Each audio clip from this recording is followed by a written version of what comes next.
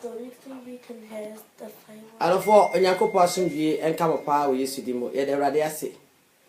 se ene so ode achaye na aye ne peye wonam ne mobro ehu so na yem ye so ene na do ye so ama ye so ye ti ase do hwede ye de Awurade ase pa onu kuto ne de mo nyama ni kabia ema no isa asem no mieni nyina ya dwene ekrose enye oni pa nyina nya se ne yenya ne neso eno nche se ya do ye bi aneti ni bi nti eno Yakopon ama ye ti ase ne moma ni mobro ho ye de Awurade ase ne ye beka sakakra na ya asema beka no ejina ensem bebre na eto obi ebi no ka nyanum bebre ka ensem bebre amane bi ni so ha bi ni atete bi ba ye so a most of the time dey what here say either say efia before and na say yobonsam ana edisa amane ne ba ya so fo preach sara ba bia say what here so dem ana bibi koso abrabom either say beka so fiefo na ye wo and na say o maame o papa and na say sabi bosom bi ana na wo mabusiam ana ye wei na ye wei ana konfo bi na na bi koje no ana de sa asudi na bramo na no na ye ba be pensimu na ya hwe nia e ma sa ne ma ni na timi koso e wa ya brabom si ye ba brese no ana se ya pinisi ye komo e ye bonsam ene na pamfo abayiye ana se bibi nti ana sa ne ma ni e ba ye so e me eyeye e de Awurade asodofo ya mampaye na ye fa Onyankopon asem no emra o twedi ampona na Nyankopon eda wase odomfo ne mobrohofo wa nkuto no so ne asase yefo obi nti se wo no obi no nkun ade nyina mu wona ade nyina so kan sa so obi ni wahase ne obi ye enda wo do asem adom ye hu ye mabo na be kasa afa ye mu ho konkron emu na aso ne akoma bi ade tie etie firi honhom mu na nya ye mu Onyankopon tufo be ne sama ye adom nti amen arafo e bekasa na na asem beka no me pese woni me ya adwene na wuti asem ni ye pa ene me nya adwene na ti asem ni ye na ye hye esa ekwa we su ne ye kasem na fa empe bebre no nipa pi amane bi bo mo so akohwi ase asochi bi atete enguase akomamtusem bi anasa bebre se bi to won mo a most of the time no ne ye kan se asofo titiro abawi ase bi ufia before na yew o maame na yew o nana na yew anasa ofie na bosom bi ho anana nam kwaje bosom anana nam kwaje konfo ne yakade ato tirim say that ye eti so eno ti na ye mama ne be abrabo mu eno ti na me ye bobra ye nyeyi eno ti na ma ye ntimi enkoyenim ye ya before ye ya konfo ye ya sankrofo no na ana ma ye ntimi enkoyenim ama ye ntimi ni ye abrabo no mu anasa ye bibi foforo ana me ntimi ni ye abrabo no mu esan se da bia ya tesa tesem da bia ebinom ku asade a obeba fie no na ebinom ku achemba atwenkrante ade bro no maame no obi ku atimi ku ne maame ku ne papa ku ne nia baabi se yesi wo ebefo ono ye me wasi mi hira kwan ono na waje me samsade ono wo maame atimi nya bibia ma anya yie na so Onyankopon kesi oto osoro yi hwan na watumi se no so obi sa Onyankopon ho bopo bi hwan na watumi se no so bi so Onyankopon chichidie bi enfro no Nyakopon hwan na watumi se no so bi ye ginatu bi a ono Awurade ma ho kwan hwan na wasa atumi no e wo Nyakopon nim ya de papa Job e mfato ho ya de Job e mfato abera Job nso ababa no Satan de ne pe ana ma Job nso aba ye Satan fo no ni tumi ana ko ataki Satan akwa ataki yo anase wosiki permission from ade Nyakopon ho ansa no watimi ataki Job na no po na procedure da ho anase na hye da ho Onyankopon de hye to ho waso betimi de nsa kanea me pro na so na komade otimi fa sanka ana bratu wa bi wa busia bi ho a na ye twada gusetim ababa wa busia bi na wa atofuo ye be hu na se ma me na ye no na papa na akuno na ofa na akuno we na ye se edu na ye no kore anase yankase emu ya ne yemrato ye fodie ne yeso den yankase ye kwan ya dane ye ne afuro Nyakopon te ne ho eda ne sensu so aso ne brae ebinim sori aso Nyakopon yodo obi ani na ne so Nyakopon yodo onyabe yodo to the stairs na do ye ntinam no mi ti ase na so Nyakopon de hyehyeye ani ade biara to na bode ho na saade ma no wo ye ne mienu saade be ya woni pa obehunu ne wuye eti ye hye edi nti wonu mo no a Oponsani ba wo the book of Genesis chapter 3 no wo busa ya mami e friend Eve said no Yakopon sinti, Muni Yaba, what a woman getting ready. Now I'm going to say, there be no sister with the me. Papa the bonny idea, 2 times. Papa the bonny idea. That's a 50 asiano, not papa the bonny our ho. A 50 asana papa the bonny our ho. Naso Yakopon kata who's ye. Na asama seta catcher of Barney say, or Yakopon will be a never madame be the money never tear. Money the better my son Yakoponara. A crab person of catches almost on Yakoponara, or some Mahu Papa the bonny 2 days. Hallelujah. Et therefore, and I may no casa aqua check a crack. Now then, Passam no casa qua chain say. On Yakopo the Botayam Yanusu when the penny so. Now, what time you don't know Yakopo the sea when the Pebi and so. A beer one the Sunsun Sasso. A beer one the Sudinabia. A beer one the so aquaniaba. It is the only Panobino as Sunsun Sasso and about so. But I'm not young French where my head. I saw for church and church away. I did for some come shall be say. After you want to move for so I'm here who's a pan. Yen na ya akose ehunu yen ya akose abefo yen ya dia sha bosom na so Yakopon for bo na de no onim sibi otibo no Satan ni kire se mo be so Yakopon mo be hu papa ne bone ada kire Satan ka se mo hu papa ne bone na that 50 ase ni nyina ne ma mienu na ho papa ne bone wo anankwa na wo ne nyina hini afiri ni ba ko mu se ye papa eye enkwa se ye bone eye wo eti orofo ye kasa ne ahwe ade bi ewo sa ene asema me no be ka mo Oni a was on Yakopon sha pa. Se wuti on Yakopon asempa. Afa me pese ye kasa. Ya read the book of Fefene say Deuteronomy. Ya read the book of Deuteronomy 31. Na ya read verse 15. Deuteronomy 31 na ya jump ko verse 15 na ko verse 19. Me nua ba was on Yakopon sha. Deuteronomy 31 verse number 15. Ya hwe bibi ho ansa na ya to ensam no so. Ensam no do so. Na so e beka ni nyina. Deuteronomy 31 verse number 15 and then 19. Me kind was a share and that day was a share and that me den kwa any papa any wo any boni mercy wanim. Na me sha wo say na me sha wo na say do awrade wo Nyankopon na tena kwa so. Na o ka na tena wo say ne me fra wo so any asase me di wa dance. Say me den kwa any wo enhira ne no me mercy wanim. Eti fankwa na wo ne wasifo nyina anyankwa hallelujah wose ena wofra waso ni asase edidi mi no mi enu adanse ese Onyankopon ma ebebu atawade nyina ho edidi ya danse ese wode wo wode nkwa wode no me ode nhira ese mi no mi enu anim yenhwemu ne yenyi ne yepe na wono Awurade se ese yenyi nkwa ne ani asefo nyina anyankwa eti wakọ osofo na oso ma me yebefo wakọ difo na oso nya ba na ye ho wode totuye ene wode osaye ene atotu atese basa sakasa ka ba to abusuanim but ye show Yakopon abodi oboye na Satan no kra ka asemi wo se abram be dia giaba no mo be hunu se mo dadeja mo ali bebue na mo be so Yakopon papa ne bone na ye se niam me ne fifiti aseni na wo ho papa ene bone na bone ne hine ne wo na papa ne hine ne nkwa eti abe head the book of Romans chapter 6 verse number 23 wo se bone ya ka chia no wo no Yakopon ma chere ndakwa etu ka dem ko twara me ya ka wo asemi 31 verse 15 and 19 no wo se na wo fra wo so ni asase di me no mi enu adase se wo de owo enkwa wo de no me ni stress ye nim hwemu na yi ni ope eti orafo de wo be yi no e wo tunsaso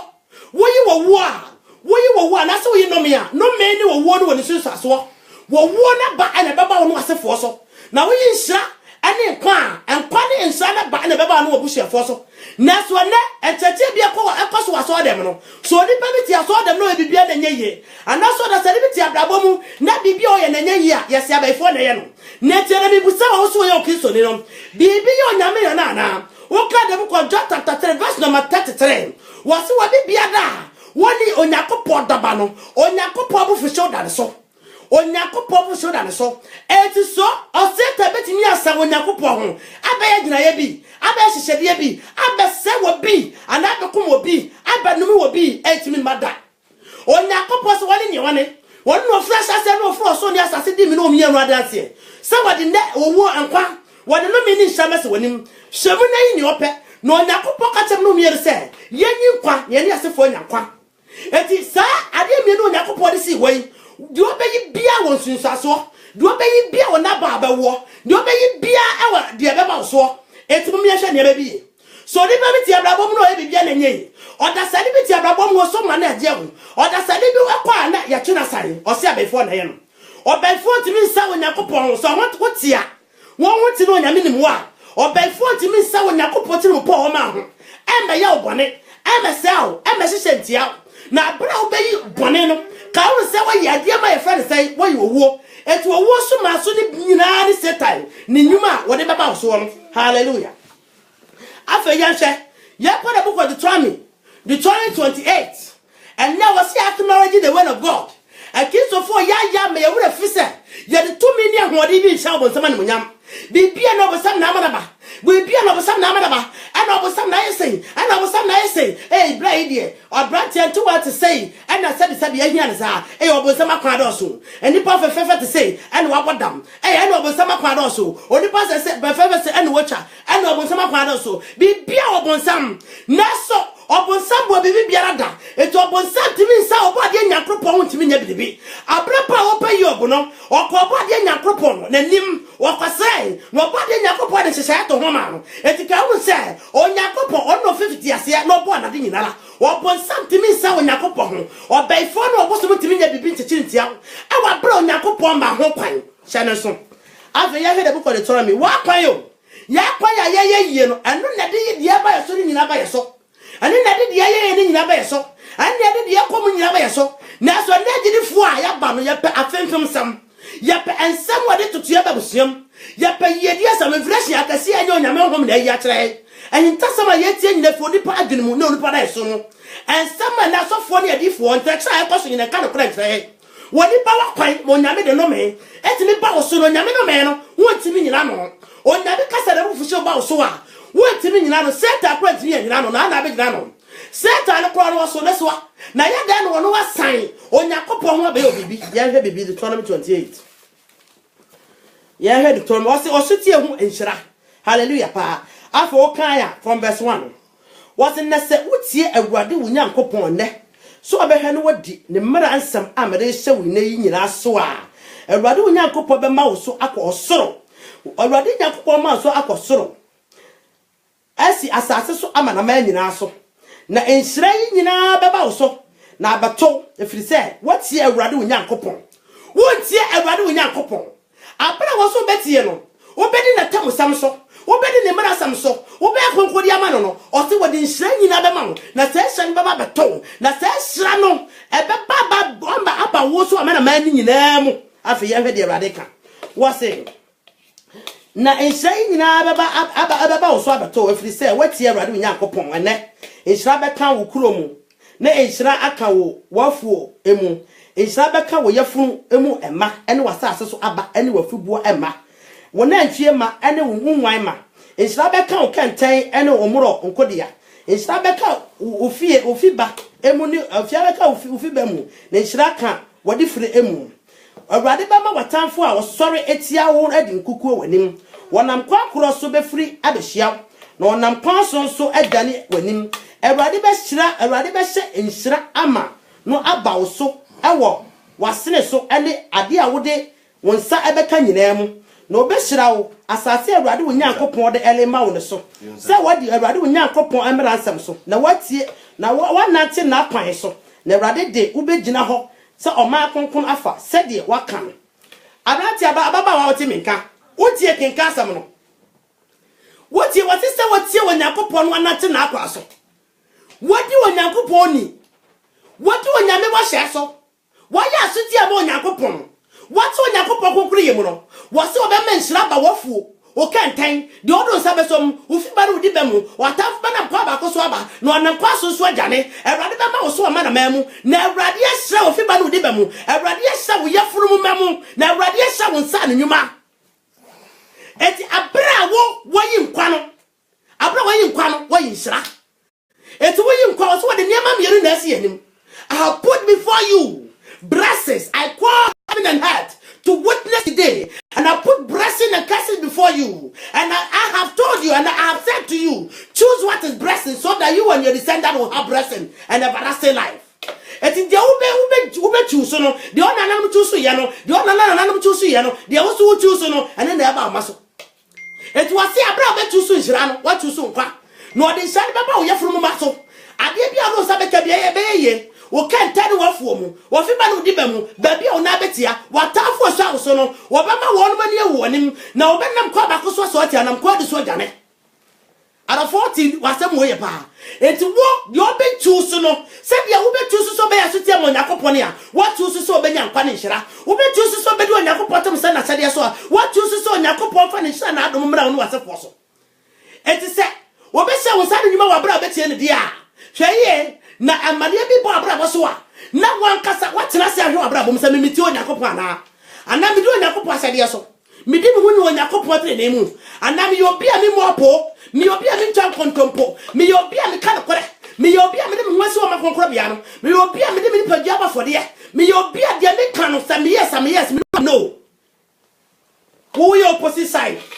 na mani aba so a wo so ma me no papa na eya wo so papa no ma me na eya wo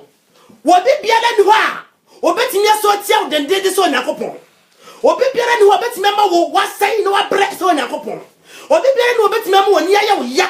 amwa bratete wasase so nyakopon obi bia ni obetimi ma wo obepro na hu ye so nyakopon ye hu se o he lodi abra osori ti onyakopon ani onyame agotefo no wo tie ngwa so sa onyame tware hye empom ana no so tugu ye obi ani obetimi esa ade na so tia so onyakopon to ya hwe yan kan ko 15 no afa me kan 15 no afa ye me kan 15 no ma me kan free for the 10 no mara wase na asase no omani nyina behunu se awrade o se omani nyina behunu se wode awrade din na afraw na obesiro na awrade be ma nipa abu so ewo wo yefunu mu abamu ne wa fibuo abamu ene wasase so abamu wasase awrade aka wona na montam so wode ebema won so awrade babuo adepa kurabia aye osoro no ama na wato asase so asuo ne bremu na washira wonsa no enwuma anyina na wode mfia pem amana maipi na wode wole mfa obi eho bilibi se wotie awrade wonyankopon mara nsem amede hye woneyi se wo behye aye amede hye wone so behye aye ene awrade bema wakọ ekan na wole nka akire na obekọ osoro ara na wore mra seda na santi mani free insama mere hye woneyi emu biara eho enko nifa anabonkum enko di anyame foforo biara achi adafo amane wode ye ka ko 15 no wosi asode ho de no me osi na so baba se wantie awrade onyankopon ene se obehye na wadi ne mra ansam ne na hyede a mere hye wo eneyi aya no mi nyina baba oso abemmene no me bekan ukurom na no me yakan nwuram no me beka okantan na no me ya wose na no me yakan okan na no me yakan omuro no kodua no me beka wo yefrumu aba ne wasase so eba wona ntwema ene wo nwan ma no me beka wo fibiemu ene na no me yakan wo dibiemu awrade bema eno me edambo awrade bema edambo wobi koto wobi sa wobi abodamo a ana brate wo fefefe sei eja ne fiefo abaifo ta papa ana ne fiefo abaifo nye ana brate wo fefefe sei amana bodam wo se abra wanti onyakopon asem no wanhwe no wani so no awrade be ma edam bo aba wo so wo koto so obi abodam asusu ka efo se obonsam yi na ye susu fo se abaifo akafo wo mo ne abosom wi oni pa ne sa no aye yesu yi wo mo aye no obi ani tumi eso onyakopon wo bi atimi no onyakopon te ne ne yesi wo se wani na tamusam wanhwe antie nese mo le chewo so a edambo no me beka wo fuba wo sa ne nyuma no me beka wo di bamu wo nyan no me aka me bibia na obeye na wo a wo to wo hwe di awrade ahye de so wo so de wi na wo no wo so de adwato na wo no wo sare ensa no anoma na wo no mo sai na awrade de eso mo yade bo wo a wo be si abaifo na ye wo wakwa bone ya wo fa kwa bone so je nkrofo de modie edi fro mo nsam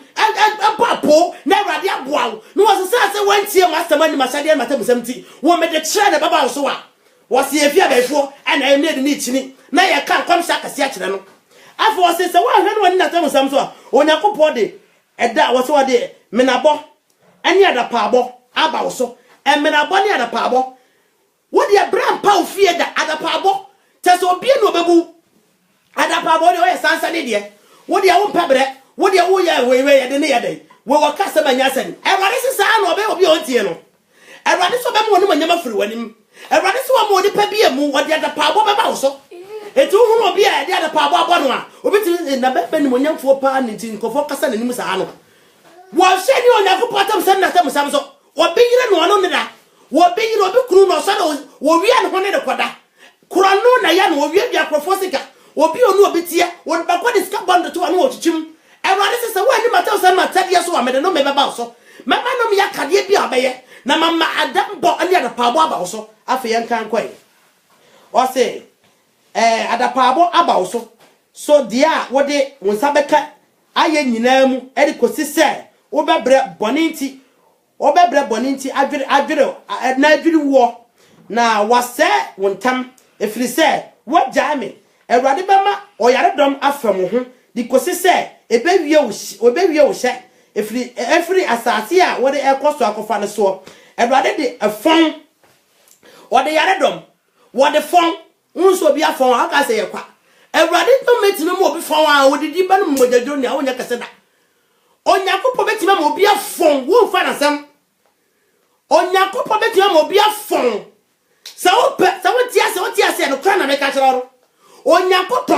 obetime ama wo sa was free the ten na shadi atam sam ne mara sam nti obetime ama fon kra to no ka no was wo de fon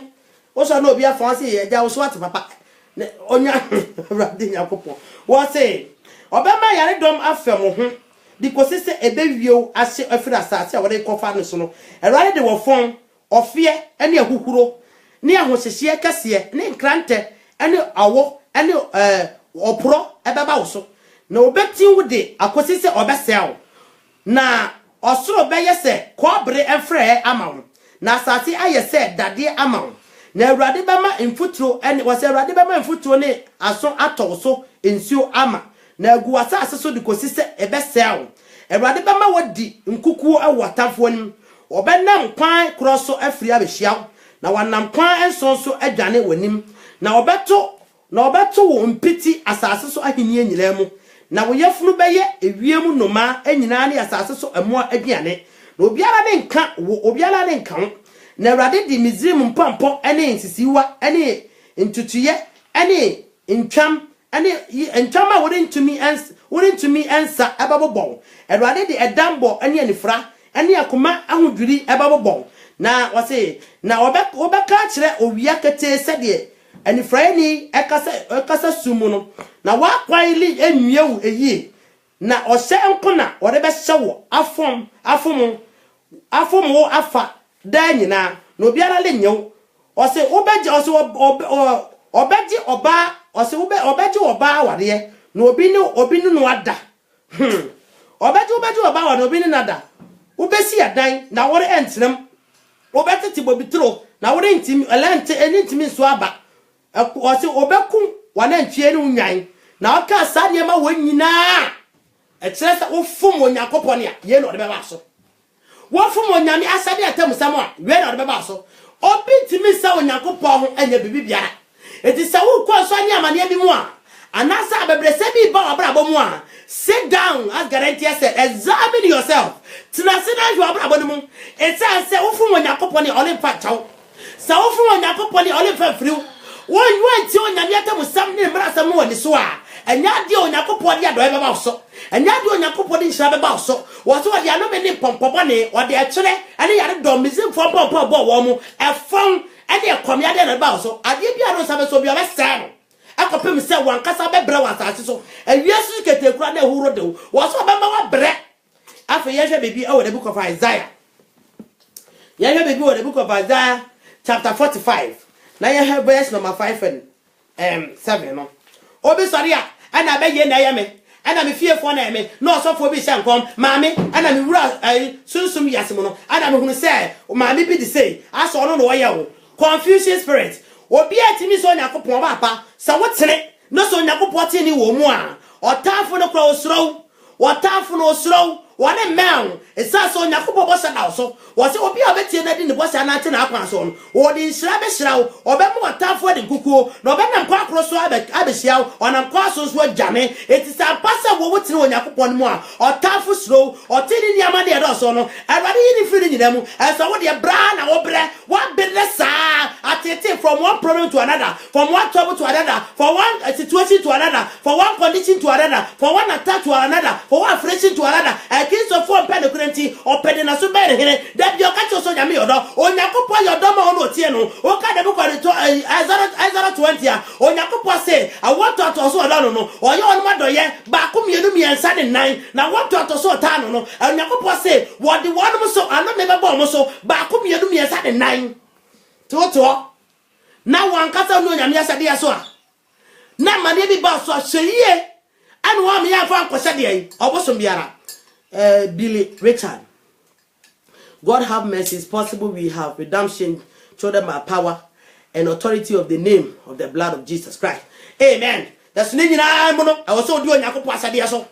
blood of Jesus Christ can be my redemption wa bra woni onyakopo asade aso etu kai the book of John 3:33. Was it the only one on Yakupo for show than so? On Yakupo for show at that so? And so, yes, you get to catch a fantasy for some minutes, Moon Bonimo. And some minutes, Moon Bonimo. To a baby, one on Yakupo, Sana Sadia, and no one for Sanya Sano. And no man was what they see on him. To kind of go to 30, 15, 19. Was he never frost on us as a minimum and one as here? Somebody will walk, Madam Kwan. Meden shra meden no me se wonim hwemona yi ni ope wo abra bo besi ya na firi wara wo abra bo besi ya na firi wara enti dia wo behwemo yi no eno no onyakopo hwe ho category no wo hwe ho ensusaso no wo hwe ho nhira wo hwe ho ne odi esi ho no na odi ama wo enti susumu asom nya ohene se ya kaso bi na ebefo no ye wo obi timi nsa obo ade onyakopo ho ensa ade onyame obota ho ade se onyakopo no ano ne sase no obi timi enso onyakopo ho ahye ntie obi biara aso onyakopo na ma ho kwan eje hu se de buko job no onyakopo ma setan kwan na so ka chesra koma de wuntimi fa nsanka na pass setan tumi afa nsanka na koma esasa de o ma ho kwan no ene awrade wani wonye wo sore a wo ka woni manyam sompa wo ka woni manyam sompa rafo na so wa sha de a wonam sumase a wo ye wo kwa sore dam no ko ka ho manyam sompa security wonum George security obi yire na ane da uko gina sumi wa no friends obi sia aso ni manya sompa na amane ku tutu yale don bon ono ka wasi yade ebe funfuta se yale beba so from one yade to another yade ba so I say bre yi pass no say kan ho aso dem se ne bre pa wasi yade so ne su bonya me adwuma in fact abonsam had say bonsam be na how what will be that you onyakopo ma bonsam kwan so fa ne saka na koma na ade bonsam how ana ade wa bra na odi ko wo bra check your life because wa fun onyakopo ya hwe the book of Isaiah 45 near verse number 5 and 7 no kura say na Kristo for no pe o ka no kura che wa wo fun nyakopo bi aye enema mienu na odi esi wo God is a justice God odi enema mienu esi ho ade tu onum kura ye hu se wo ho ti bon samne ka kire oba ne se mungu bia ne mom mo ne bebue ehun se mo da deja na mo be hunu papa ade bone se de onyankopon so atie ade na Satan yisu sa mo be so onyankopon papa ne bone two things papa ne jira ma enkwa enhira ana bone jira ma ewuo no men ti di obe yi bia ehun branches wo edua bi esi wo bia e wona be so mo hu san ka esi wo akoso koduda anka so abanka kodu su aba kodu eti di obeyi no ehun aba na wode ba ma wo eti onyame de yesisi hu dada ti di oni pa wo yi bia wo yi boni a wo yi owuo wo yi boni a wo yare dom wo yi boni a wo yi ohia wo yi boni a wo yi osaye wo yi boni a wo yi eniaba be bra ba so ene wo yefru ma na wo yi nhira wo yi nkwa wo yi wo yefru ma ofi ba mu ba bi bia na be ko be mo yi nhira to onyakopo ka che Abraham se obema na yi nhira no be se Abraham no be sira ono so nyame se wo so bi ko be sira ono nyame sira no sa no nyame no me wo so bi a wabo an kra no me ni bitimi ka no sa so onyakopo no me wo so mo de wonnem tia ya ka the book of Isaiah 45 okwa sorry na e ka cho sai na ayi every satanic power bi a Esoritia every body power be a tumu. Every body power be a wo a tumu unyem, a corner power. Every power be a wo amount the bonnet. Nama ultimate to office abon and there was a one pie at the chuchajo. It says a power in no more or say any mouse. Sama that's body no more. I'm an animal so that's the truth. Yeah, Isaiah chapter 45 verse number 5 and 7. Make our say many a rade no be better than who a bio. Only a rado be better than who bio. Only a yakupo back will be better than who bio. Afian Sanka was say Onyakupo bin ho esamenko. Mena me babo so enso woni me. Na wa hunu afre apoye anato ye nso. Se obiara ani ho geme. Meni awrade na obiara ni ho bio. Mena me bo han na me bo esum. Onyakupo na so bo han obo esum so dey ase esum to me bia. Onyakupo so na obo han obo esum. Eti sum na wo ya na esum di ahene ana ya obo mpa eti anu esum di ahene. Oso no na obo han na obo esum. Afa yan kan kwai.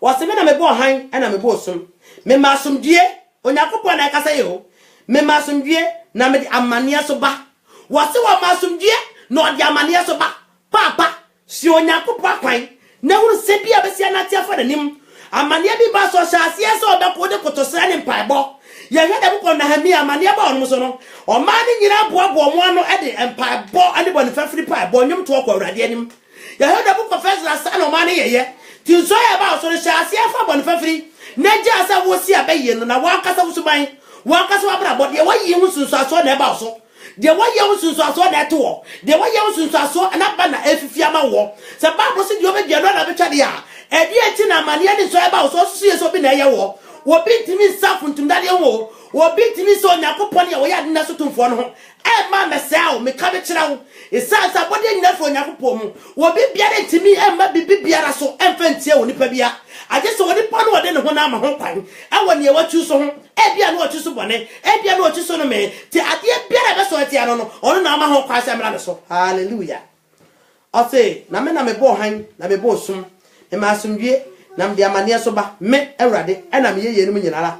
Oso onu awrade e na wo ye de yenum anyinara. Ono awrade e na wo ye yenum nyinara. O ma sumdie ba no ma amane so ba. No onu awrade na ye wenum nyinara. Amane ba so ana wonam.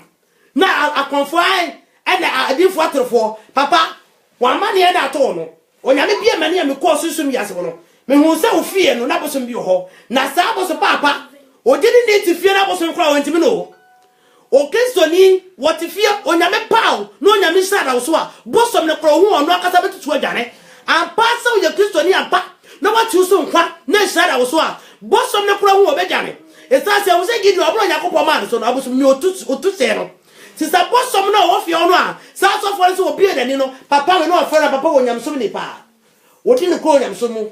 Na so bosom wo mu fie. Ena ha wo mu. Wo punyame sai. Sa na respect Onyakupo. Papa ni no kro Onyakupo mu. Papa no asom Onyakupo ache. Ena bosom wo ne fie edi papa na so. What part you say? Who underestimated the power of God? Who underestimated the authenticity of God? It's us. I want you to say, "Papa didn't correct." Next one, Onyakupo, my papa who finds a bosom no anabrabo. Oh boy,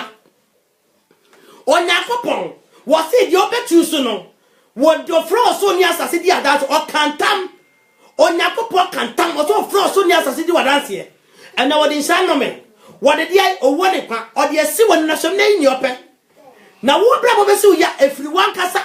wo mabrabo besu ya everyone kasa etu ofro so ni asase di wadanse etu Onyakupo se wonu na o masumdie ba papa so wa benya sumdie di mu a Onyakupo na sumdie ni free ba sa so na mane baba so a me ka me cho se yo bo amane no nya bo sa na re ba ye Onyakupo na ma mo do bo amane ba ye sa so nya me na permit ye Onyakupo na permit ye etu ofo ade ba ko asane nsoni Onyakupo bi nsan ho nya bibi suro no na wan so Onyakupo ne hu na kwante na se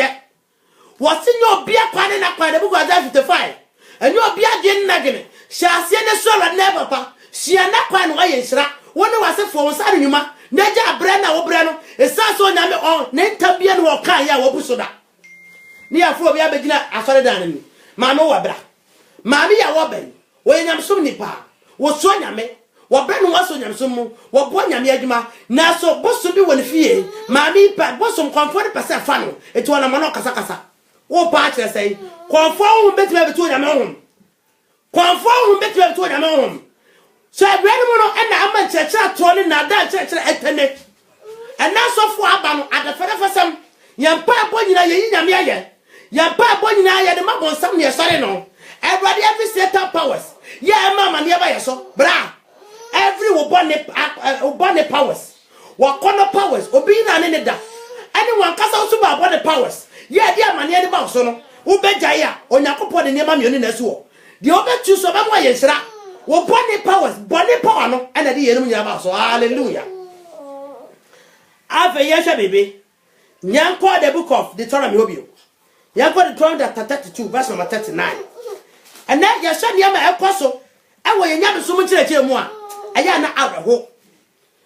pa se woni pa bedi bone ne yesha ne nkom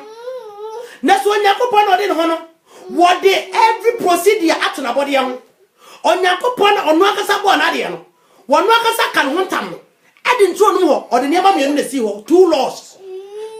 bone ne papa ana ode si ho ana nimdie ba ana your friend say papa ba ti bone ne nimdie agia no ana ode si ho which is sin and then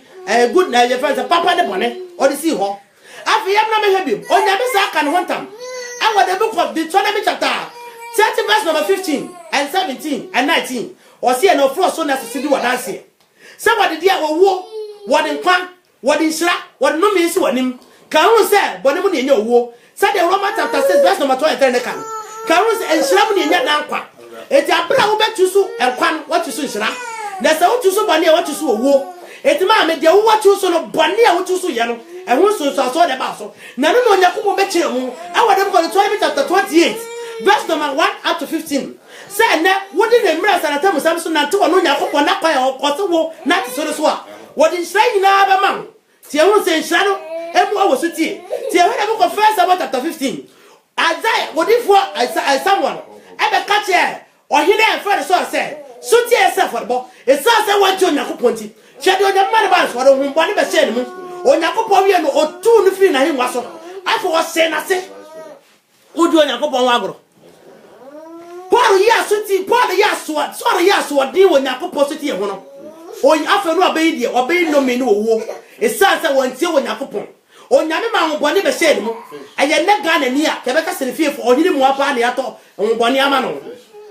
enna ke be ka sare fo na yesa ho no na so onyakopo na sa so wontie ni ti esasa Paul so de to nyame no masam gu ye ya better so for no the book of First Kings chapter 13 onyakopo ka chense ekwa be fo so akono fo so ma wo ko ni na no mo ho na bra wo ti onyakopo no masam no onyame ka chense wo mema sisira we na bra better so for no ko onyakopo ma sisira che na we eti abra bia de o tu so no ehun consequence wo ho e automatic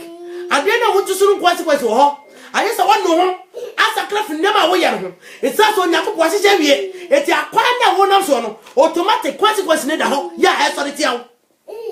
wo kwa sare no so for say this year will be fruitful, this year God will increase your family, this year God will open the door of windows, the front of windows for you. This year I commanded every demon to die on your family. Mommy, the demon cannot disappear only say wo ba sakra wa kwa na nam so that will not bet me down because onyame na aso so mo hatew onyakopo na aso so o ka da book of Revelation onyame so wo ne grant so mo nko yamanama no nko wi asase ne so o mo nkunkun grofo what did onyame ka Isaiah chapter 45 ru ni mo onyakopo ne eni ne ho agoro meja wa je sa kwatra so da no onyame odo onyame ado ne o mo do no onyame ado ne o mo do no etu kai the book of Ephesians what kind of book of Onyakopon akado Isaiah 20. Oh Isaiah chapter 20. Also Onyakopon what do I want to aso adam. Na rade che na doye. I was I want to aso ba ku mienu miensa de nan. Na what to aso atano no. O ti ono so ade ne no me na bufu so. E ba sa want to aso ba ku mienu ade nan. Eti ene ma mienu. Na se ne ma mienu edua bi esi wo achampo obi amu no hu no. Sa so na bo fresi wo bi hu. Sa so na bro besi wo bi hu no. Kwadi so obi hunu eti abakro na obetu so no wode aba mienu na so wode bone ne papa o so wode esi wonim de osoro de wadanse ehwe mu na yin ope na awurade na sa ka cho se won de o ka cho se yinkwa na no fiefo nya nkwa e wo ko the Deuteronomy 30 15 and 19 na won fiefo anya nkwa na wabra bo besi ya wo wo tie me no ene me amte afiri ane yala ene awrade ma me ye hiro ene awrade ma me ye hiro ene awrade okonyakopo timi to ne yafuru he Mikaya zampro Mikaya yo ka wona koma mu ntonya be to ne yafuru obi aki bonni ntonyakopo timi to ne yafuru okaya ati bonni ntonya me fie onyakopo na de bo ba bonnini ono bia wucha no onyakopo de bia sala wucha no ono bia hana ono bia mano yire ono bia fa se Zakaria Elizabeth awucha no onyakopo no bia onipa wucha no no onyakopo asoso ana ka nipa wucha no tum ana bonni ntonya me fie yente verse na se ne yeka so ade bi wo ha ye ko nya me fie sa hotifo de go enti wa wonti bia ati aso dem wo ti onya me fie o wan kasa wo ye Satan na wote wo no o wonte na wakwatra so dem ati onya me fie wo ye onya me fie aho ye onya me fie wo ni pege onya me na ye onya me fie enti se wa ni a onyakopo se de wa choose no de hu so so ba bro therefore Bible is God word Bible onyakopo no masam na se abra ye pepese ye betrase so onyakopo na ma no konkon endarate ye onyame pinhyira nyina dua Bible mu no onipa mu wode no me nyina dua Bible no onipa mu de obetusu no wode be ma completely tino so obegu atan tino onyakopo so obegu atan because they otusu no ene na eba so tiatemu de ho ma nyima bia wudi to ka de because Ecclesiastes chapter 7 verse number 14 o say edapem no me kan ho no am refi verse no yanche the book of Deuteronomy no Deuteronomy chapter 32 bibiba na bonsam ana baye ana de fan kwasia na me fia befo ya am fia befo de o mon krase fo de ana me fie de ana de boy se me enye da ya bo bone se bone ma unye yida ya bo bone se bone na de sa abre ne ba so Onyakopo ye wiye ma wo no odo no tie no Onyakopo ye wiye ma wo no odi ne bra se na tem sem so Onyakopo ta won to ato so ta no woni mo Onyakopo ye Jesus kasa na do ye do so na no so ma wa sada ye ne bo so wo tie no wa sada ye ne bo so wo de bone ne nda ho so na me de wo butu obi ye so obi ra wa to tika atoka wa de asem wa wale no oni na ye nipadua ba ko butu ne so no akasa onyame ado edoso why you know me ayi na de bia kan no wasefo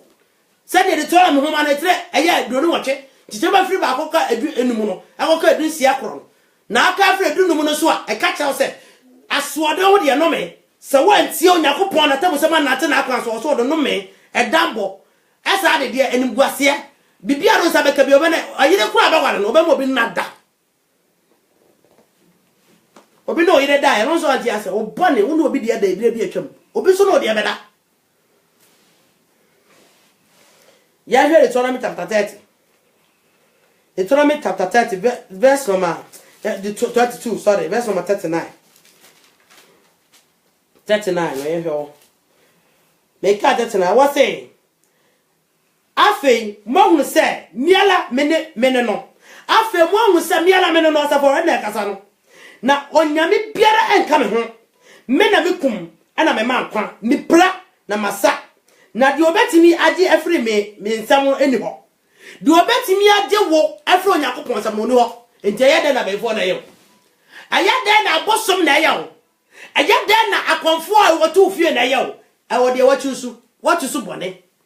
wachusu no me enoti ana bade ama ho kan se emra wo so ana no so ma wo sa wo ye free bonto ana o mudidi ho hallelujah pa etishe je o kan o de ne wone wo bi kan ho na wono Onyakopo anu na okum wono na okum obi wu ana obuka ikonya accident ya hwe na no akisofo eso on mako one night no bujira ka kwa wo che ka na ka be chia fo no so obi be ka se sa no nya bikum Kristo ni sa no Onyakopo okum ni ba yawe akisofo on mko sa ezie fo asade ai wonu ko asore ai meet wonu ba na ka ya be hia se nkrofo akra wonu emmegu fie twa wonu na wonu nyina Onyakopo se won to so do odom Ghana edu bra wo se me dey ho pa na atu ye preach ye na ye preach na e kill a lot of people ya din what I be study padrum no Onyakopo ye because Onyakopo Satan ka se mi ho o ka kire if wo se odi abiaba no a nye wu na abewu ne mu be se onyankopon na wo papa ane bone se onyankopon ada bone onyankopon mu bone onyankopon mu ayada na onyankopon so obo nipa sade so no nipa timi bone onyankopon betimi ne bone aba so pa eti won se onyankopon se wantie ono obi na wie bone na so onyankopon won odo no okata aniema ebufo so no nado ya do ho mo afa ye hwe wo so onyankopon no bra wo bra pa wi anu akekere obe bra mo so bra na wo bra wo wie na wo no ho no obekekere am awurade betimi ye bra mo bra bo no aya nyonyono ebe ye nyonyono aduaba be kwa na nyonyo bi aduaba bi anu no e fa ne se kuni kra eso ba fa so asem anaka mokwe awurade be bra no wi a unu ho a na furu ho a wakekere am chama fa awurade ni agro sa o wo kuro no woni pa bone krofo ine na afọ no mo office obi be fair you must use what you want to get what you like use what you have to get what you want no obi ababa wa na oba be ma panimu na inside adwuma wo pe na ane nada no akoko gina no oto etuso dudu said adwuma so ntuso dudu onyame ye odo onfemu oso mfa se ma no ya Christopher onye serious esasa CBS ati na siafa no ene onyame ye odo ne edi bone onyakopo ade ono nkuto na odo yesre obia odo wo onyakopo odo wo na wo do no onyakopo odo wo do no wo do onyakopo aka betie no o se odo no ni otie no ti Yesu John chapter 40 so do me ma se de so to onyakopo aka John chapter 3 verse number 3 o so bibiara wo ni oba no onyakopo fu shoda no so e ka so be fu shoda obi so ade ase abu fu shoda be wie bone so ababi obone enfo onyankopon ni agro na nya abrabo bia wo pe echochocho ho status asawa man ebobo obo wasum no tachira maso na me ka chem so onyankopon yodo menya wakoye ya he ko vet cause 19 wozo mo bia tro no ho kra emfa se kampo nka ni pedia wakwatira wo de se ka ni pedia ti aso dem no aka chem se wo ukonya se me twa wona ya wo se mfi abaifo onyame na me twa wona wo nim ntia no kura wani pampo na so betie na wo hunu sedi onyankota yesiti a wo obesuro na kwan na wasom ne yie Israel for what kasati amosi sada won kwa wo pochira ho dodo wo ba sa o chasa won kwa na o che onyame ne ana hwede onyankopode ye ko ate ne busua o pai form no dom gu mu yasa Mariam aye de elonya ba boya Moses maami nyaba na so abra elone Mariam e kasati a e fa sese Moses akofa kuzani ba no abra Moses kura pacho ma Mariam so ye onyakopo se so na menye de me de ba cha no kura no na nya bibia be ye no o ma kwatagu no me pamo no satan na kwatagu obi a ya kase ne sasa no honte akwatra kwatafuom na onyame yoda na wudi bone onyame yoda na wuye nsemu no wo chema nso wo timi fo obi bone ncha no so onyame yodo wo ka nipa tiri bomu nipa wonsem woni bre nipa de nipa okra pese hwere no so onyame yodo wo pese wata wunni ogira ho no yin nasa twede ana wotafe na sika okra ese ni fie okra so onyame yodo che obamene wi obone o se wani mra sam matem samso a me de no me pa e fa no me bambara e fon kra bi kan e fon obi fon obi nti ase obi boda obi nti ase e kire o so de nyina be ba so ade banko a ye hye de so ne se wo onyame do e bo kwane a wo betie no na wonate se ne opaso se wonate se ne opaso na wo sofu moa wo 42 years atime ko break akora 15 years na wo da so gina so dem aso bia me pese bebodi da so ye sofu wo ho so onyame do abone yafo na sasa no monti ase o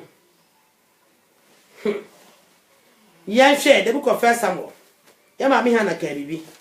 First Samuel chapter 2 verse number 8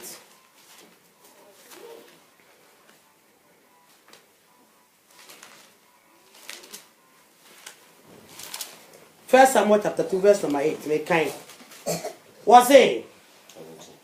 wama mobrohunu so every futuru no ma ohia ni so afri so mira so sa wode no betena mapoma bia no ma o ma no nya animonyam afa meka afri verse 7 no me pesa meka afri verse 7 no ana menka afri verse o se Awurade na okum na ono no ma enkwa Awurade na okum ana o ma nkwa ma obi mu sesie asantifo di baby ma obi mu sesie boy somebody wani so sa makuno sa makuno kanka so obi ni wo problem no ma sam tu obi sesie anatafo so ade so somebody money so aso onyakopo na ekumo obi ana wono woni ba aso onyame na ekum no ma nkwa wo wote ho ba kire se bonsa betima bekum ni pa na onyakopo to wono hwe no Opa Monsam oye method of character oye method of character wono so oye boni yini wono boni yini no ti di owo be ti so no ti so owu a what ti so no me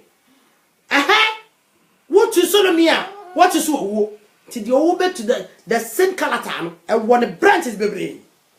na de o tu si ye no Yakobon no hunsun so na ba na eguro ma na be titigu so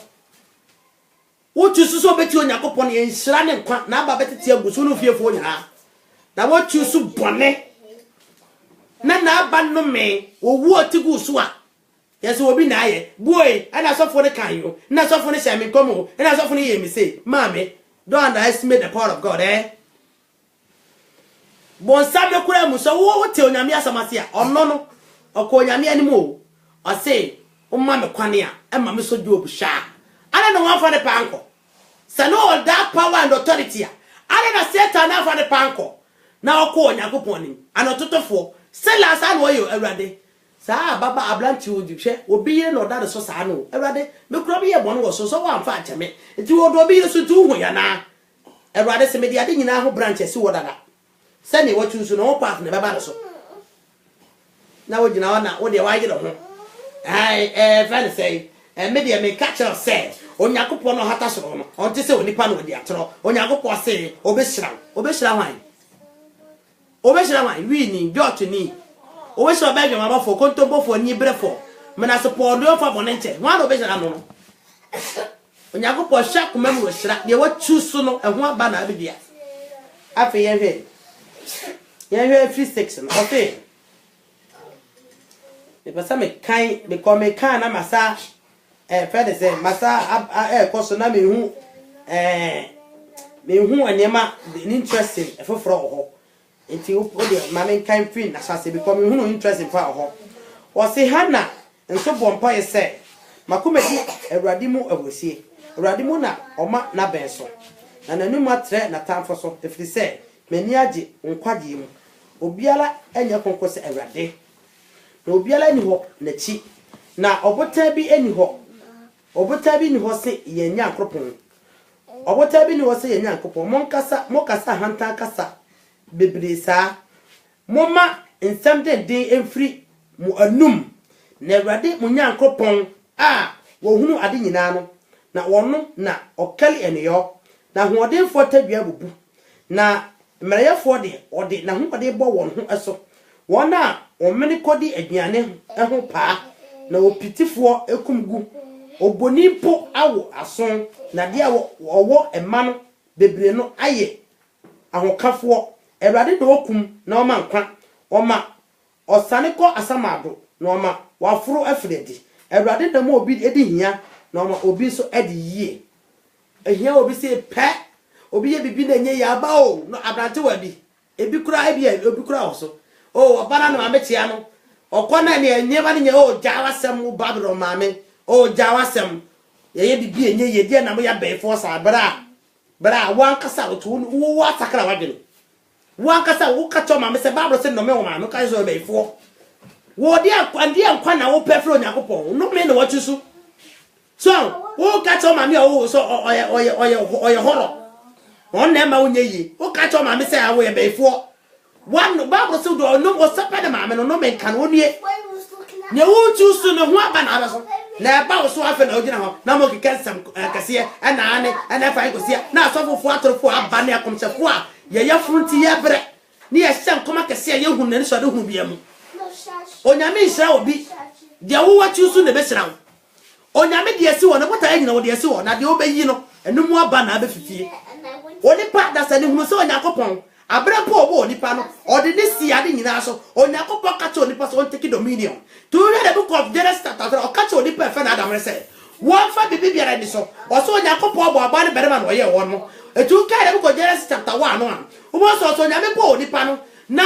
o mo bedi ade nyina o mo be dominion even from the beginning Yakopon ma man dominion authority power so di ne nyina so eti ade no ho dada na de wo betu so no ho aba na beso eti ehunu se abra ya mame awa ade ya papa yifo no omukodi nim dia aba no Yakopon ade ya no ye ode no metu obi aso ne nyima sitia eti saa so na wo so ode wa so ode asi wanim ofro so ne asase di adanse ode nkwa ode owuo ode nhira ode no me asi wanim na wo so mena yi ni ope na wo akwa yi owuo ne no me a wo ne eno me ne ba so no owuo ba so na wa akwa nsi wuye wa bobo so enema no me ne beba mu ne nyina wo de buko Deuteronomy 28 no o ka verse number 1 up to 15 o bo so wo yi no me a de beba owu beba no me beka kente e beka asanima no me beka yefruma no me beka omoa obo ba ba obi be fa no be gina fru nsam obi si da wotimi ntira mu obi na bedi usanima ne nyina wo ho na ba wo so a obi wotimi da no a wo se rada na me kwa me bra sa so sa o ko kan no so fa quote the book of James chapter 1 say so I would the na mane ba so bu na nije kwa ya wo no bu na nije because one mo Yakopon yi onu free ni nyina mu to ka the book of James chapter 1 verse 12 na o se Yakopon yi onu free ni nyina mu o de enyi onu free mu da o one travel from another onyi onu free mu da dia na wai bone wa woni makomem woni munyuma ya wo ya ne kokoom woni makwan ya wonam so woni mabrabo bi wo kronon obi timi kokum obi ne kunu gene sika na akire was masakra she wa shiro obi ade ese wa se obi ade wontie bi akora no kora ya mabo wonti akora no watimi akọ school efise ewra sese o ma mi wo bushia sa so wo abra bonti akora no na edi nani na so na aka na ma mi papa tie ase akoyo de che wo wonti na ba be gina se Yakopon da aboyefo udua na udua no ebe fifia ma wate se ne me so me de ebe fifia ma me no me be so me de ebe fifia ma me obi a obeti ate obi e kanyam sam nyina obi a won ne na so no nobody is perfect da ka yakwan yi ese se pass ye nyam so for pa ka yakwan yi ese da ka yi enhira ane yi nkwan ka yakwan yi ese da se onyame bota e bi wo ho na bo Yakopon bota ode ese wo no wo ni pa betu so sa bota ya se do Yakopon kwate no wo be di ni pa amen eno nyame yodo no odi bone onyame yodo no odi bone onyame yodo no odi bone yan to Isaiah chapter 54 Isaiah 54 16 and 17 nyame yodo no odi bone ene ye wi ade odo bia ye wu ade obi odo mo odo no wate me kan ha kire wo look at Isaiah chapter 54 verse number 16 and 17 was where me na me bo otumfo a ofiti jabidiem na obo akode ye sede ne nyuma etie na miara na me bo osefo se onsei ade erade so no bo osefo se onsade o ti osefo na wo na beifo ya me na we kura bosom erade se wo nwumenti wode o maka category bi ho wo yi owu a wo yi no me no wo yi bono me no a sa no me na ba no owu ho sa no me na ba no asefo no so gu hobi omu nyina omu ka no me aba no ti di obeyie no Yakopon so no na aye ni nyina de abata ne ma ho odi nhira ba to Yakopon hira Abraham no o ka che Abraham se di obehira wo no mema na ye nhira e wo de book of Genesis chapter 12 no verse number if 1 up to 4 to 5 no Yakopon se Abraham do obehira ma na ye nhira to obi obehira Abraham ya no o ye nhira isa so Yakopon Abraham Yakopon hira da Abraham so na obi onyame no meda so no asefo so wo branch ne mo bi hallelujah pa ave me ba se he bibi o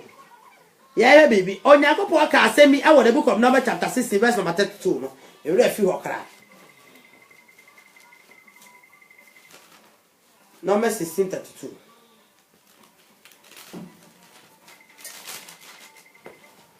Numbers 16 verse number 32 na asase ebuo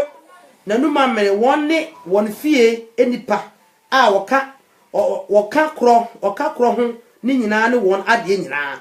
awurade bama asase na mere wonu tie Yakopon asem wonu fie ene wonu asefo nyina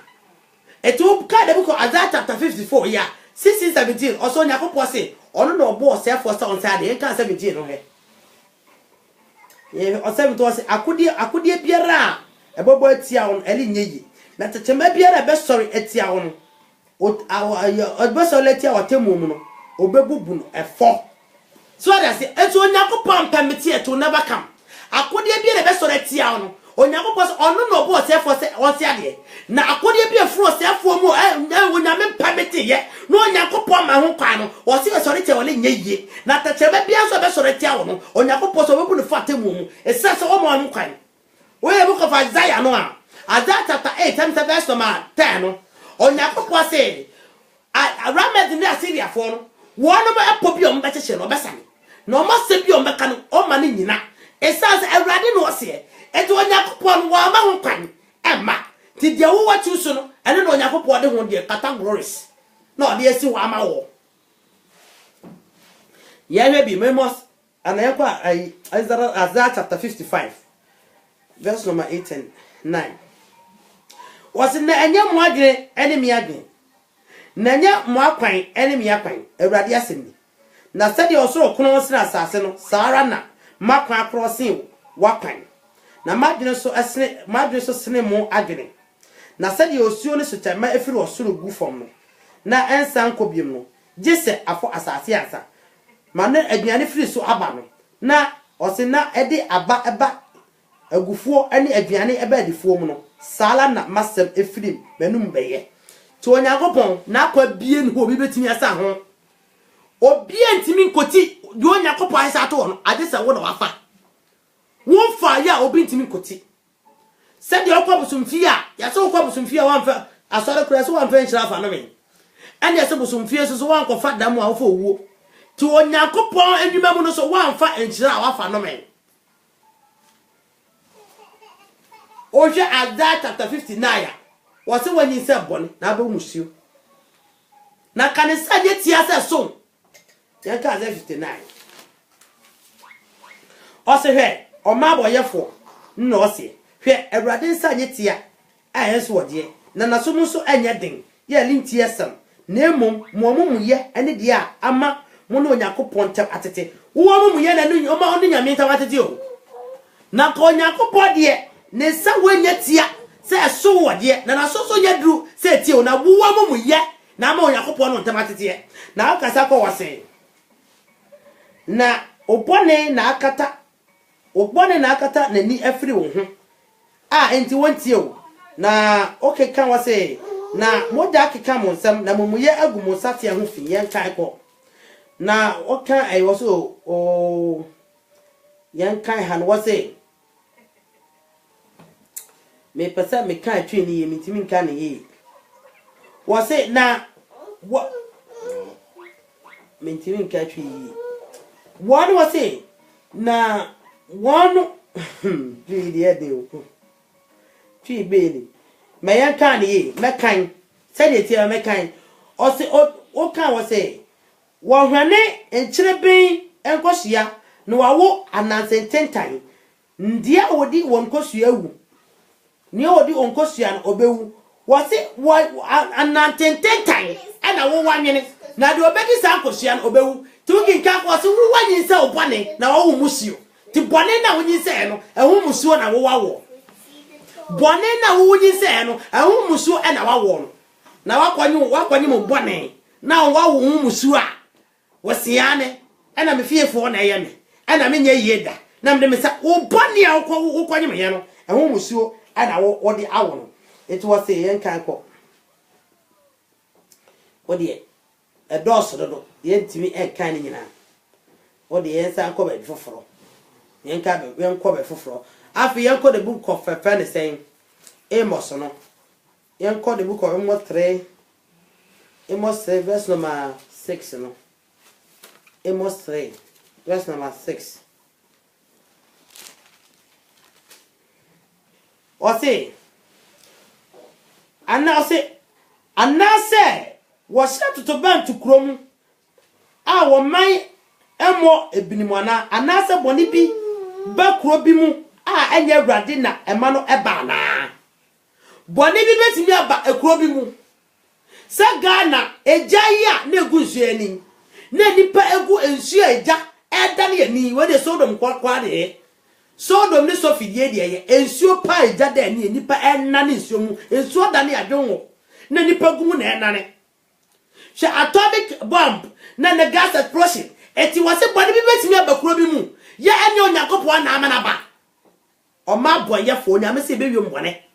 wontimi na onyakopo ni asie na meka so nyame yodo edifo atrofo na komchefo atrofo won ma won ani mu o ma woni mu wo ana meka cha se wo rade se wo so fro so de asase di mi no mienu adanse se wodi wo wodi nhira wodi wo wodi nkwa wodi nhira wodi no me esimi no mienu anim ti de wo beyi no o se se wo abra bo be se wo yefiri wala na rade ka cha se ono de ka be yanka yinkwa na ono fiefo nyankwa wo wakoyi de obeyi na ha oba so a afi na wo de so bo obi ana ato na odidi ufie mpanifo atam wo maame no amerewafo na ehuna mane ana wodi kurafata na moya befo ene ebo bra kwa mane nyeye bra wonim Kristo wate se Kristo tu mu pa befo no kura wo suro se ampapa so nyakopo tu mu a honhobone kura no wuti obetu fie ho jane agyawo de wi ye no ahunsunso aso na eba so de obeyi bia onyakopo asehye what judgment atu ni nyina ho ti de onipa wi bia no ehun aba ewo ho obeyi papa ye nkwa papa ye nhira saa so na be boni aboni ye no me boni owo ti de wa yie no ehun sunso aso aba me fa nkoche obiara ejarafo ya hwa bibi awo e fa ne say the book of lamentation no the book of lamentation no lamentation 3 no 25:39 kwadwenu no ye hwe ho na kwadwo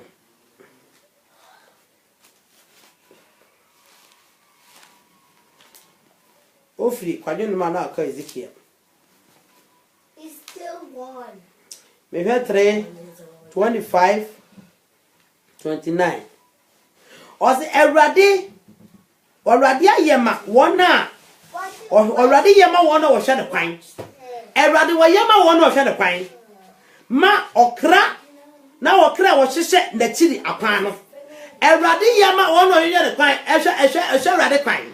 na okra wo hye Ewrade ya chiri kwan Ewrade yema de pa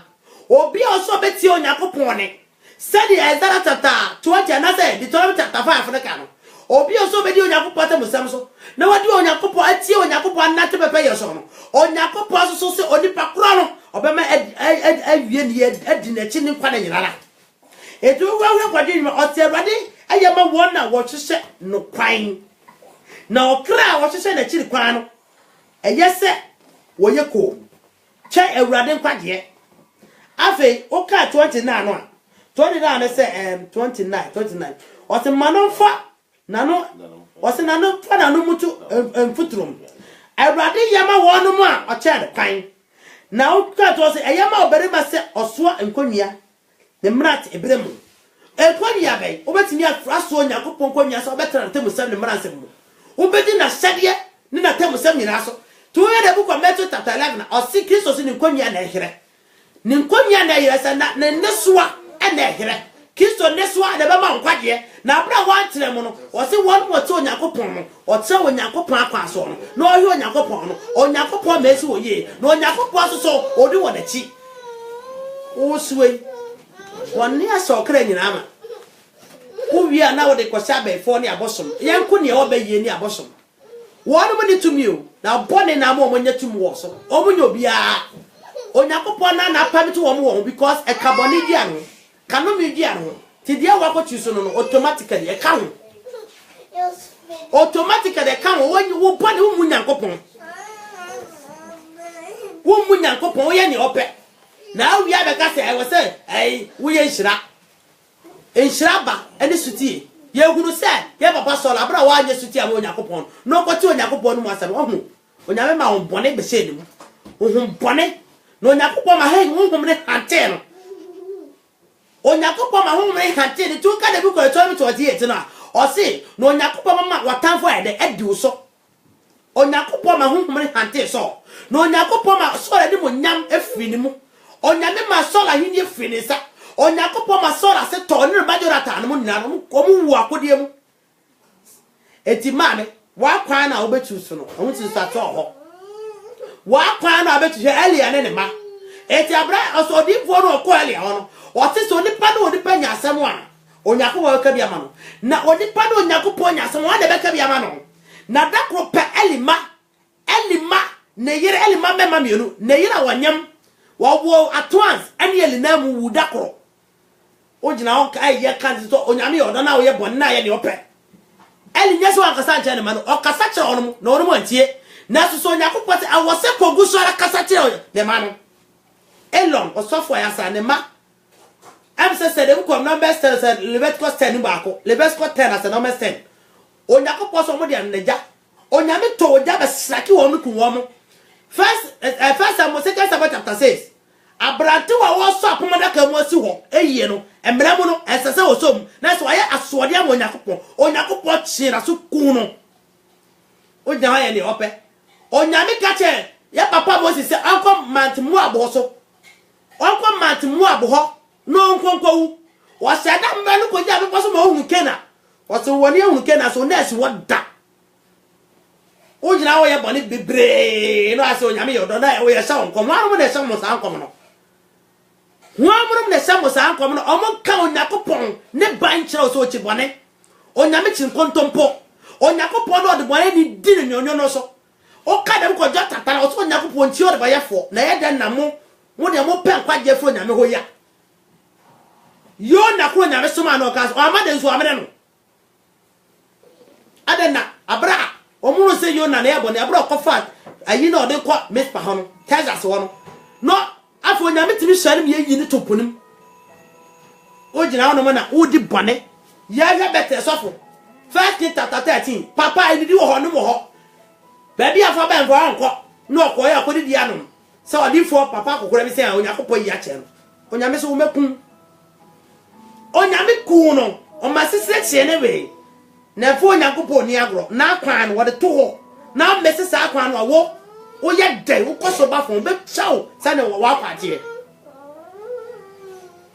ti Yesu Kristo ba na ode nkwaje na ba ya wo ye na Yesu Kristo na beje nkwa Yesu Kristo na beje nkwa no nkwa na Yesu Kristo beje wo no wo se di ahyede no so wo se wo do no di ahyede no aso o ka se nkwa no wo de bra wo kwa ahyede no so wo di so wo di so atabo ba so. Hey, see that.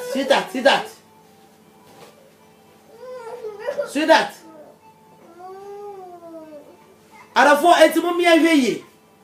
Because sa na no kura we no yenka. Sa branto wati aso dem a. Wonware eso wono obada.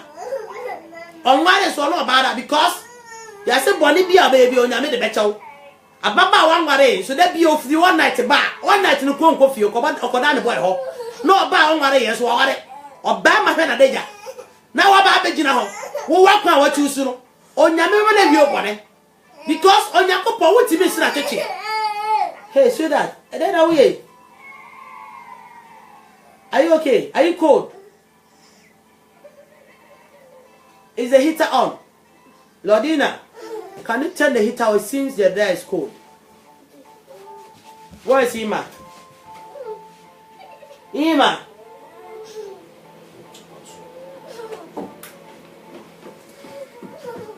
Enti minya man minya ma. Adia ba ko ne yenhye ne so. Ne kura enyo no. Na so abra obe waji so bete no. Bi kura na ne kura me kenti.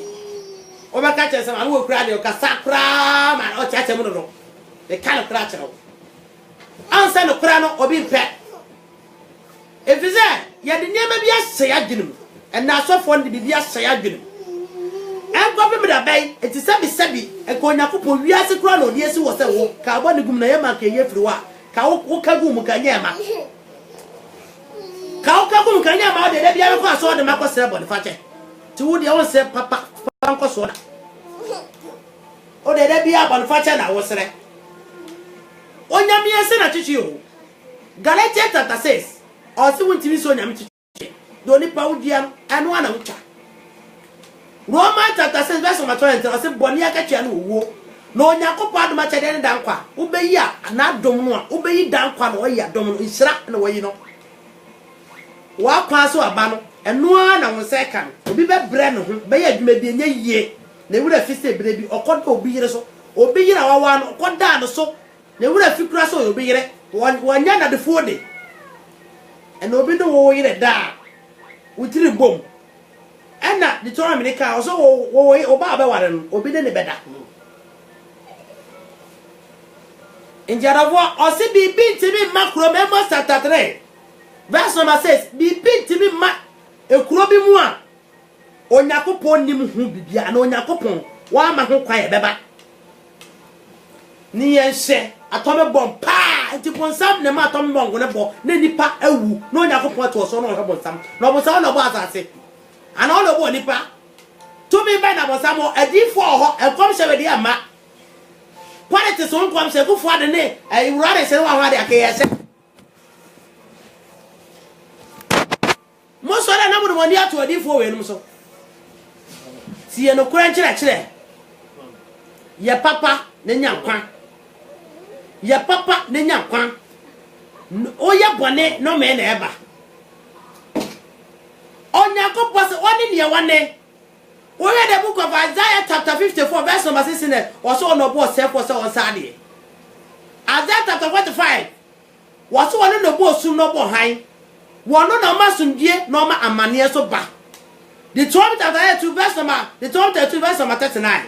or say ono ni wane obi ni ho ka ne ho one na ono na okum no ma kwa owie opra no akekere odu Nyankopon we di agoro ono akasa kan ho ntam wo di bedi agoro. Deuteronomy chapter 30 verse number 15 and 19. Waka no ho ntam wo di agoro. So no was throw so ni asase di adanse. So what did I no me ni hira odo wo ne kwa asi wanim. Hwe wo hwam na yi ni ope.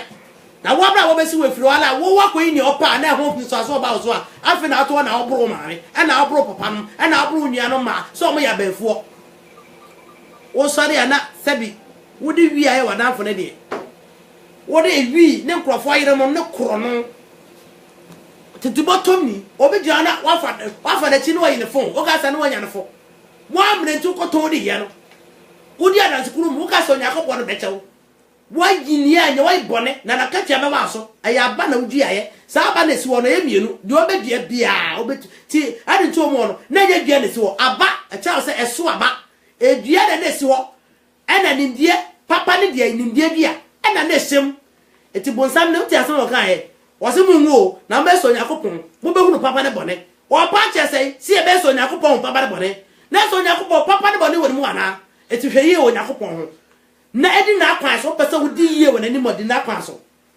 medi no ho agoro se Bible na e to bi ebi no bu o manu ko so pese wo di frɛ ye ni bone o Nyakopon de odo aboyefo ye ne ye pe obi apoti ni abra bokwa no asa agoro no Nyakopon so won ka ni nyina bi uka de uko Ezekiel chapter 18 verse number 24 downwards also one kind nyina bio ababa na wi obone Onyankopon ona ma elodi ne so no tugu from at once Onyankopon na ma wo hiri bi da mpa so proye ma ne so tugu from okoto so obi eda mpa so apra so obosu mi na abono wo de sanza ma mo ka Onyamete soro sani obesi etwetwe bi no moto no ja abone no na papa no Nyakopon na ni ku awon to atoso do no ho obi ka so Nyakopon yoda enye ye no mu abone eni bre ana titutwa obi wo ha oda ne kete so a de bone kwa na asa ne ma se ka ni nua bi kura be hia se obi anya problem no afi no obi yi awurade aye wo ho alafo ya de be so ha eti ame ya doma e beto aso na yenhwe bibie sanse eze Nyakopon no oye Nyakopon no kwafo onye onipa no de atro se na dem ko numbers na kan awurade nye onipa no de atro na ade bi odi esi obi a hye wo ho edua kora so aba no ho wo hye sase kora edua so no hye wo ho eno bai kora ye dua no hye wo ho ti wo ye bibia hweniye isanse wose woni ma nyina wo kwan 1 Corinthians 6 verse number 12 na sunye ni nyina na wo permit wo se wo ye 1 Corinthians chapter 10 ose kwa bi wo ti woni person ni wie wo ti hwe yie menye wa adwene se obetime na opebia no abek akodina so dem aka abone na no ano no ho osere pa ho osere da bia aka se ke ebone no Onyankopon wo utipen no Yesu obewu brazai ya de da bia mpra bia wo akodina aka abone ja abone ye na Ewurade be me na wi obone me na mka kira wo ja abone ye no be me na wi obone wo boabo no na ye ma na wo hwie gu so na da bia de ogina na ye se kan abone wo fra so dem ma hwanyame anim afra gane so mehia abro nim so wo yere wo ti abo chire na obi yira kofa na ba wo ne da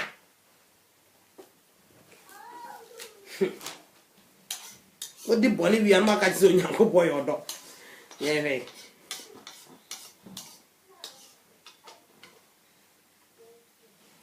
me kan Ezra chapter 4 no verse number 10 was say na Mose ka kire Ewurade se misraw Ewurade medie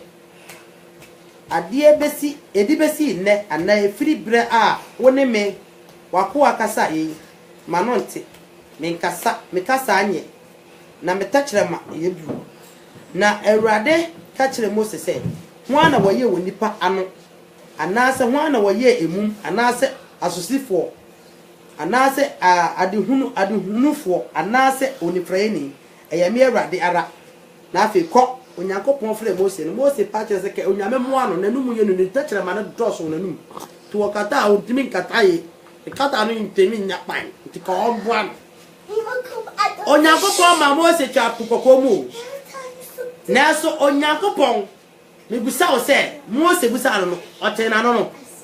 no zabra ka kyerɛ Mose sɛ hwan na omo nipa no so mfa nkata wudi Nyankopon we hwago wɔtimi ama nipa twapum apeja asase na basoro ama Israel fo afem ne tacha makakra ka opeso ye ni ye ma no kra wanye owie no busa se wana bo ne freni wana bo obi ana so asi to obi asusi aba apa eye susu fa se ya de na onyame na abo ne sase on family wi ase ko obi o ha Awurade ma na so ti asem a boni obedie no na onyame am obi ani efra wudi mbutan ntia obi na ni hu na de a eniem obayiye no ose na ho asuso ene bo omum obi ti onyame kata obi ano aya en comprendre bebre na wonim wo so nya ba oyemum a enhweye ne wan tete na nso mu Nyankopon so onim botan ntia ya nti Nyankopon ase ya sori ana ye dwan asofo yi e de atoro dwan ho onyame anti na no na ma no wo se obama elo na kasa ma no ma no mapis Onyankopon se obama elo na kasa ma no na de oto na akoye obone na susu aso oba oso a wo se Awurade yodo ohun osere na obi abetra TV so ana na mo okoto no na mo okoto mu eti ne de emofra ketenkete enti na wotu bia no yetimi di newborn babies ye wona sisfo ye adwuma mai newborn babies nkwa no na wotu bi yetimi sacrifice 30 me ne ma be se wasam ne ma 100 da wo so me o mo nyina ho suo me de kwa o mo wo wo se wa sakra o kanya me asem tu ka se onya fa hodi o sa so ba kristo ho abode efo o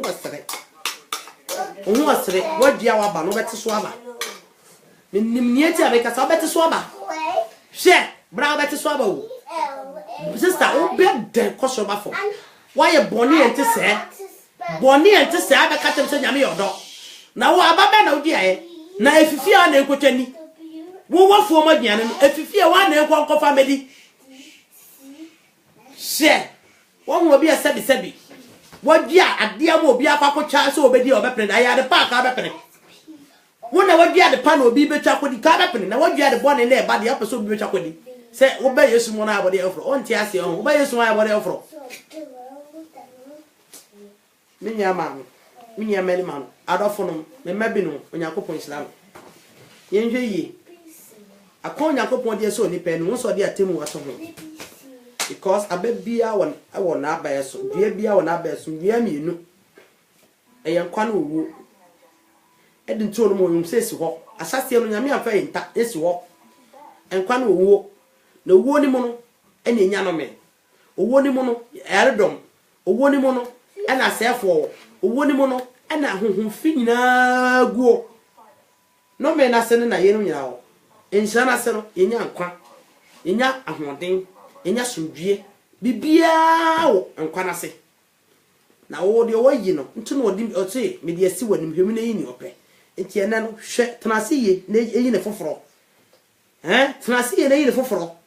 na make sure so onkonko ye bone bim yi ne foforo because about 11 years ago no me yi me de foforo ti yi ne foforo wa nyine foforo enkonko ka che obi so no ye because onyankopon obi nsa no ho se de mo sneka ye no o se bibi nsi kuro bi mu a ene onyankopon na amanaba ti bibi ma wo nipa bi so a ene onyankopon amanaba o so da ka Job amane hu ho na ma de bae na ho aso na na so ma de bae na Job amane hu no obon Samson no he obon Samson no he obon Samson nyame ma de pe be sin why onyankopon hira ya mo pae atia sefo na esena ufwa jono na yako to sorry wo atia sefo na esena ufwa jono na yako to sorry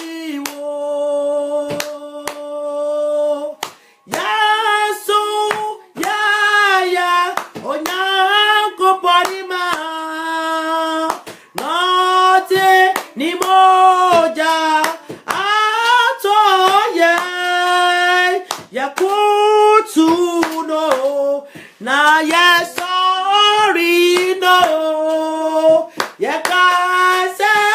ya kase odombere menyankopon eda wase totobonsi osi ade yi da sebre dombere meja bo a woni ne woni oso ne asase wurubi ntese wo wa o ka ebe mu hyeso ojo no asema nkwa ma hotoma ni ho yo bako ya pem onkoto ne mre santre he che ne eja bandene abante ne botenti dwan kwapia wa ye che we mo hu da ena wo do wasema be hwigu makoma mu ye yese wansa se be ba ye ma manyansa e wo no makoma nti ase mu na wo mu hu mu wakwan yi na ono to wase yi na mo timi atena wo nyiro no wado ye mo bro hu no hyire mu se ne wasam ye ti asase ye nyi nkwan ani asefo nyankwa no ewrade mo afo bi be so ye ti wasam so obeye furu ma adwene mu esan se wo mo nkwanti me bo ampa se ewrade tumfo ka wo mo ewe yesu de mu na mo wado ye ennom wo yesu de mu me da wase se watie mu twedi ampoja ewo Yesu Kristo Nazareth ne di mu ana mele sra wo adom nti amen adofo onyankopon hyira mo na ante nanim emfa nkyere mu nyina ye de radiasi amen hweye na ebo abrabo yi emi hyira